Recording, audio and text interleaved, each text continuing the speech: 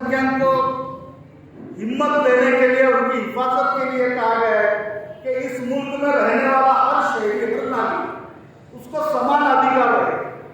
उसमें कोई भेदभाव नहीं किया जाएगा उसके संख्या के आधार पर, उसके बोलचाल के आधार पर, उसके रहन सहन के आधार पर, उसके खान पान के आधार पर।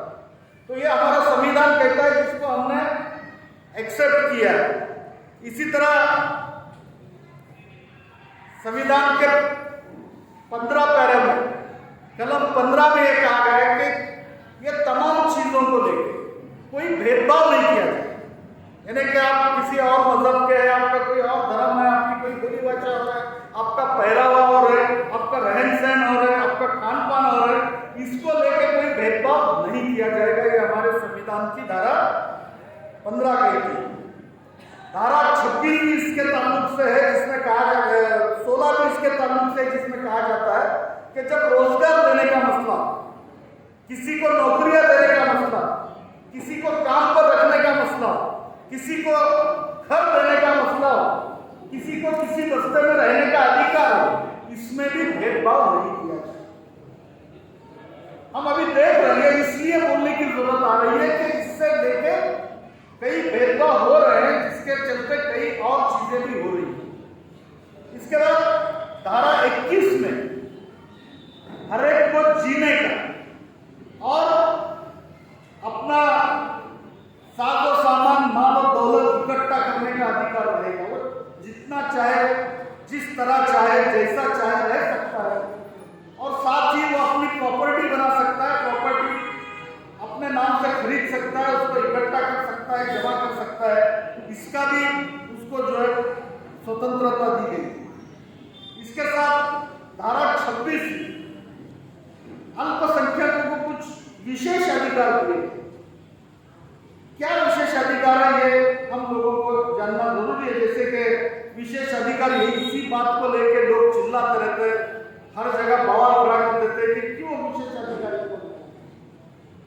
होता है। ये है कि देखो, जो गरीब है, जो छोटा बच्चा है, हम भी अगर बच्चा छोटा है तो हम वो अगर आता है कुछ खान पान के लिए दिला देते हैं, बाहर जाते हैं चॉकलेट दिला देते हैं, फिर वो बड़ा बच्चा झगड़ा करने लगता है कि उसको ही आप दिलाते हो, मेरे को देखते हो।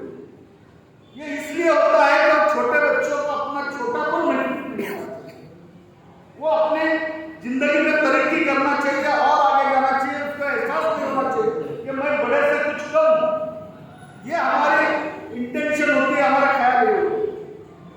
और ये तो हम समझ जाएंगे तो ये नहीं बोलेंगे कि देखो अल्पसंख्यक को बहुत ज्यादा अधिकार दिए। अल्पसंख्यक को क्या विशेष अधिकार? ये विशेष अधिकार को 2627 में ये अपने धर्म के आधार पर कुछ संस्थाएं शुरू कर सकते, जिसका मैनेजमेंट वो खुद कर सकते हैं, जिसमें पढ़ाई का तरीका वो खुद से बना सकते हैं, जिसका मैनेजमेंट वो खुद कर सकते हैं, कुछ फाइनेंशियल इंस्टीट्यूशन पर संस्था वो चला सकते हैं, उसके अधिकार वो अपने पास रख सकते हैं। इसी तरह कोई चैरिटेबल ट्रस्ट बना सकते हैं, चैरिटेबल ट्रस्ट के तहत जो माल बचता है वो खरीद सकते हैं, उससे व्यवहार कर सकते हैं, वो किसको देना तय कर सकते हैं। ये सारे अधिकार एक स्पेशल तौर पर यहाँ के अक़लियतों को और अल्पसंख्यकों को दिए गए हैं। इसके अलावा धारा 28 सिर्फ इतना ही हमारी जो ताकत है, इसके मुताबिक हो सकता है कि हम पूरी न कर पाए अपने जरूरतें। धारा 28 के मुताबिक स्टेट गवर्नमेंट का एक विशेष निधि अल्पसंख्यक के लिए मुहैया कराया जाना चाहिए, और ये उनके सहूलियत के लिए हो, उनके तरक्की के लिए हो, उनकी पढ़ाई के लिए हो, उनकी स्कॉलरशिप के लिए हो, उनके लोन के लिए हो। इसका कोई प्रावधान होना चाहिए और इसको लेके आगे बढ़ना चाहिए। इसके अलावा धारा 29 में किसी भी अल्पसंख्यक को अपनी भाषा, अपनी स्क्रिप्ट लिपि, अपनी संस्कृति, ये इसकी हिफाजत करने का मौका दिया गया है। आप अपनी किसी भी जुबान को, भाषा को, अपनी स्क्रिप्ट को आप महफूज कर सकते हैं, उसकी तरक्की के लिए काम कर सकते हैं। ये धारा 29 में दिया गया है। इसके अलावा धारा 30, ये तमाम धाराएं जो अक़लियतों के साथ जुड़े हुए हैं अल्पसंख्यक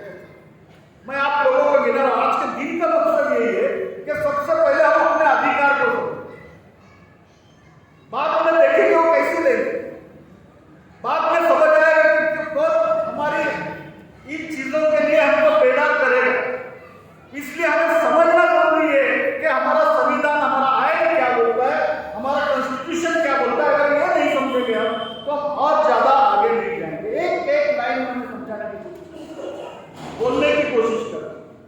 समझाने की तो मेरी अपनी औकात नहीं है, समझना कितना है वो आपके ऊपर निर्भर करेगा कि हम क्या समझेंगे। हम समझने के लिए किस चश्मे से देखेंगे वो आपका तरीका हो सकता है।